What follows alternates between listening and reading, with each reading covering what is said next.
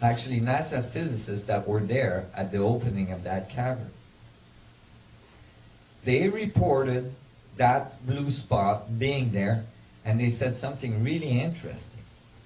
They said, this is similar to the blue spot we found inside the Mayan pyramids when we first opened them. So they were making a direct relationship between the Ark of the Covenant, the effect of the Ark of the Covenant on the space-time manifold that left some trace, and the Mayan pyramids. And so,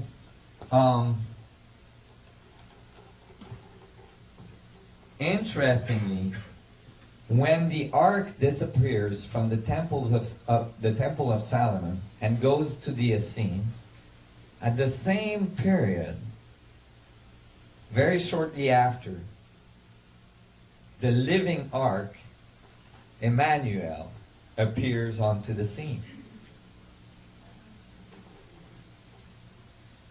Emmanuel might have been able to walk on water because he had some anti-gravitational capability in his back pocket.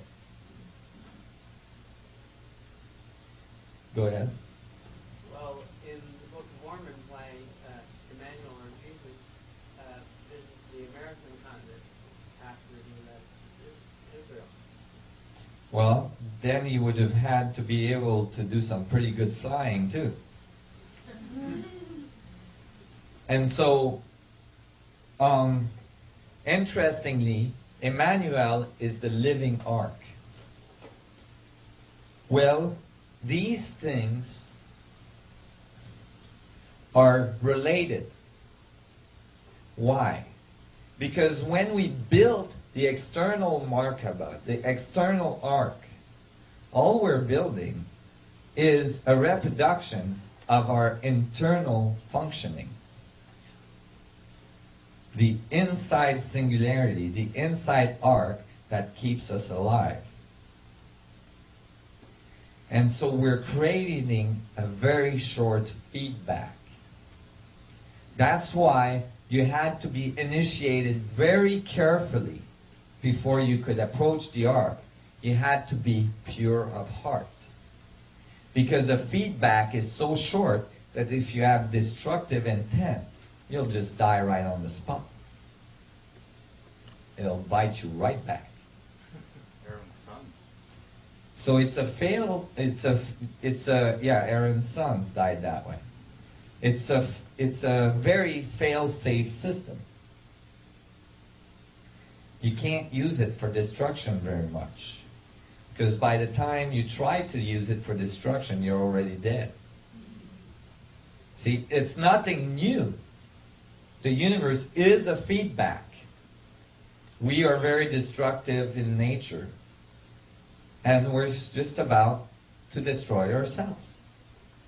But meanwhile, it took a long time, and we had time to destroy a lot of things around us. With this, no waiting necessary. You just don't survive the experience. There is people that did try to use the ark for destruction in the pharaonic traditions. These were very, very warlike pharaohs. They were found mummified with what they thought at first was smallpox all over their body. They found out later that it wasn't smallpox at all, that it was tumors all over their skin. Like they had been irradiated by radioactivity. At one point, the ark is stolen by, the ark is attempted to be used for war and is taken by the Philistine before it's moved to the Essene, long before. And the same thing happens. They bring it to their temple and they try to use it and all this, and they all get tumors. It's in the Bible. And so they send it back to the Temple of Solomon. They're like, get that thing out of here. So Emmanuel was most likely born in the field of the Ark of the Covenant. And as a result, he had very advanced DNA structure. In fact, Emmanuel might have got revived by using the Ark of the Covenant and resuscitating him, generating the whole, return of Emmanuel, return of Jesus 3 days later.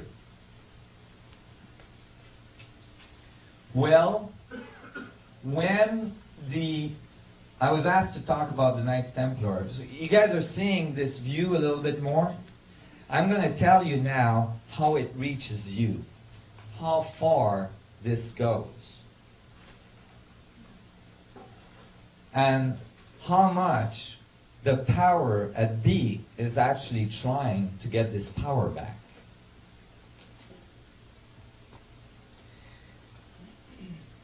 First of all, the key to the Bible is to understand that the Old Testament is talking about advanced technology, very, very advanced technology. The crystal, the power of the sun gods, the power of Atlantis, which was brought out of Atlantis, brought to Egypt, and eventually brought to the Temple of Solomon by Moses. And the other side of the Bible, the New Testament, is talking about the living ark, the purity of heart, the purity of intent you have to be with the ark. And it's actually when the two are put together that we have the new level of civilization.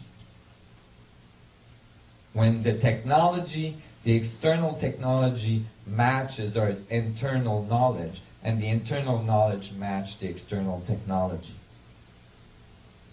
It is not all internal, like spiritual, commonly think of. And it is not completely external, like most physicists think of. But it is both internal and external. That's the feedback. So when much later, it seems like there was a Jewish contingency in France that believed that they were the direct descendant of Emmanuel, the Cathars. And the Cathars, I think, was it the Cathars? Yeah, I believe so.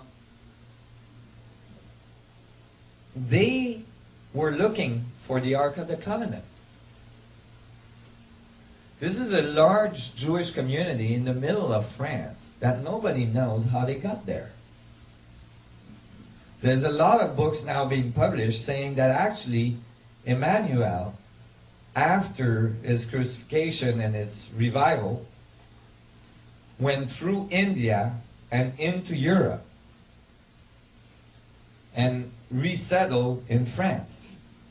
And that Cathars were truly the bloodline of Emmanuel. In any case, true or false, they believed they were. And they were looking for the ark.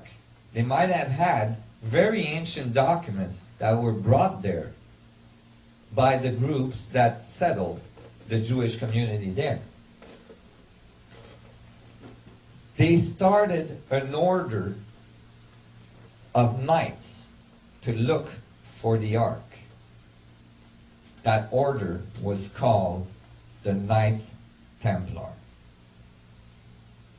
The first name they were given was the Knights of the Poor, because they were very poor, and their insignia was 2 knights on 1 horse, because they couldn't afford a horse for every knight. They were commissioned by a priest, a Qatar priest, to look for the ark.